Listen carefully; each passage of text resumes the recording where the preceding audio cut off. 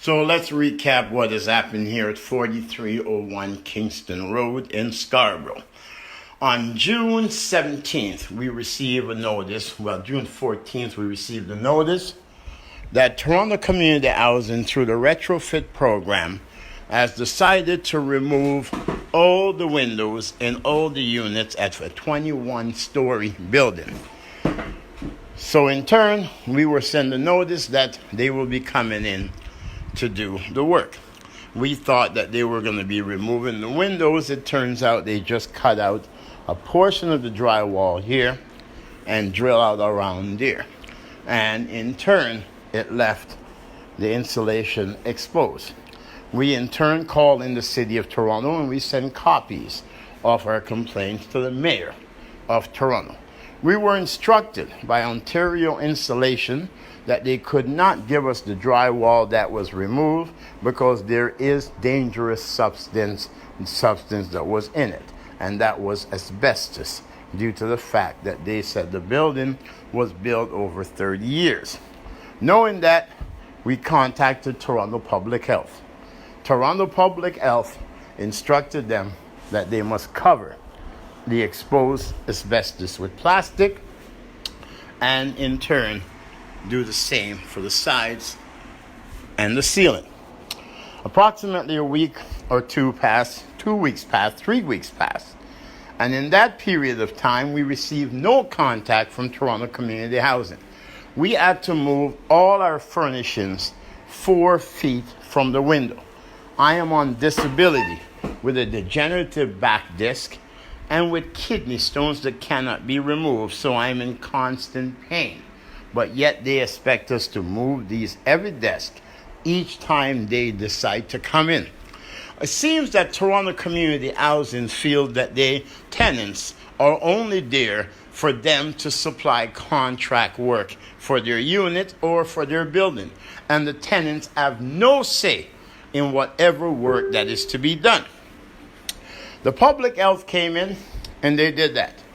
The same day they ordered the tape to be done here and all it to be covered with plastic, we got a 24-hour notice from Buttcon. And that instructed us that they're coming in the next day to remove the windows. So 4 people were paid to tape up all the area where the exposed insulation was that exposed us to the risk of asbestos poisoning. And they're going to come in the next day and remove the work that someone had done so they can remove the window. I send them a notice that they will not be allowing my unit unless they can tell us the work that's going to be done, how long the work is going to take, and when the work will be completed. We receive consistent pressures from Buttcon to enter our units. And since June 17th, we had over 20 workers and security guards in and out of our units. And numerous times we had to move the furnishings back and move them back. Here's the problem we have. To do all this work in removing the windows, as you can see out here, all the insulation is still there. This is the work that Buttcon did.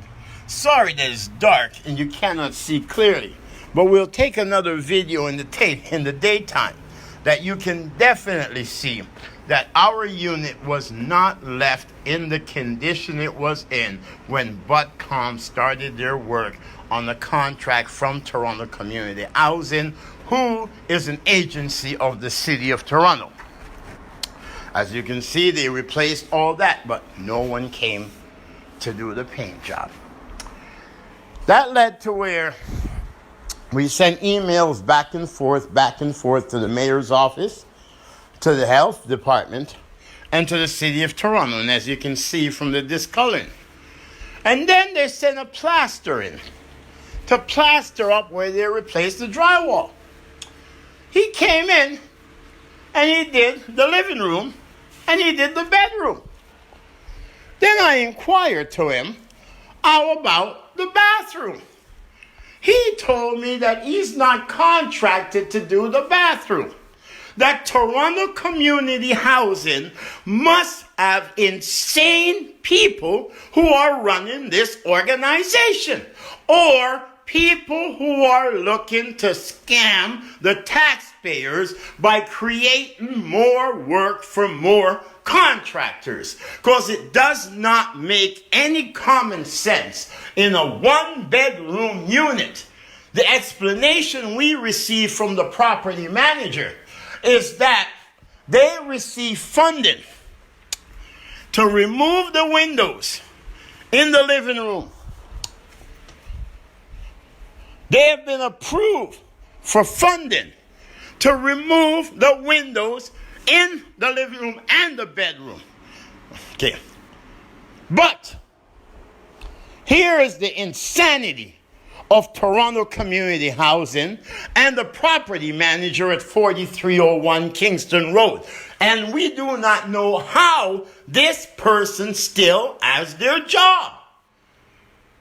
If a tenant doesn't pay rent for months, you're going to try to evict the tenants. So how can you have work sitting there for months and you do not fire the property manager? This is what asbestos breeds from. And you have exposed me and many other tenants to it. For months, some tenants have been exposed to it for years. The explanation from the property manager is that they have been approved. They have been approved to remove the windows in the bathroom, which you can see was done. They have been approved to remove the windows in the bedroom, which you can see was done. They have been approved to remove the windows in the living room, which you can see that was done. They have been approved to replace the drywall and the plaster in the living room. They have been approved to replace the drywall and plaster in the bedroom. Remember, this is a one-bedroom unit. Does this make any common sense? But they do not have approval for the funding to do it in the bathroom. Can anyone explain that? Does that make any common sense? That Toronto Community Housing and the City of Toronto, Buttcon Limited, and Ontario Insulation would deliberately expose tenants of Toronto Community Housing to the poisonous, dangerous matter of asbestos. We contacted the public health. There's a videotape that we will attach at a later date. And public health stated clearly that this should be covered. That's been over a week to 2 weeks since public health was here. And since then, nothing has been done. Now, this is a bathroom. This is where people relieve their waste. So naturally, you're going to want to open up the window to let the air out. And when you do, that blows the asbestos all over the place. So we are filing a claim against the City of Toronto, Toronto Community Housing, Buttcon Limited, and Ontario Insulation for deliberately exposing me and other tenants to the poisonous material of asbestos.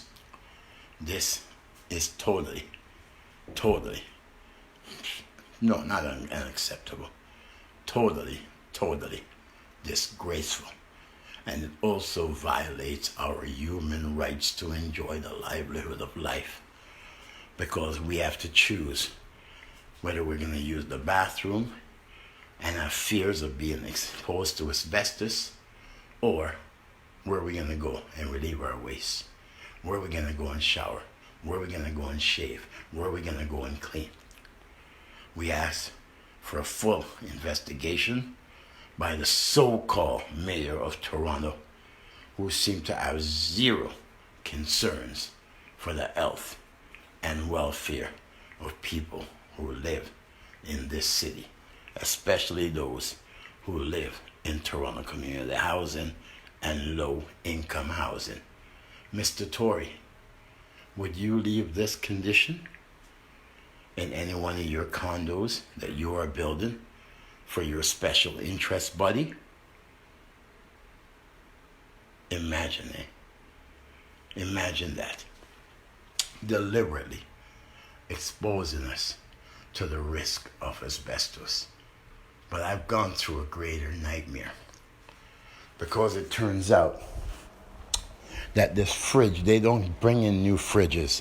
They switch fridges from units to units. So if somebody has a bad fridge, they do some thingamajiggies and then they replace them in the unit.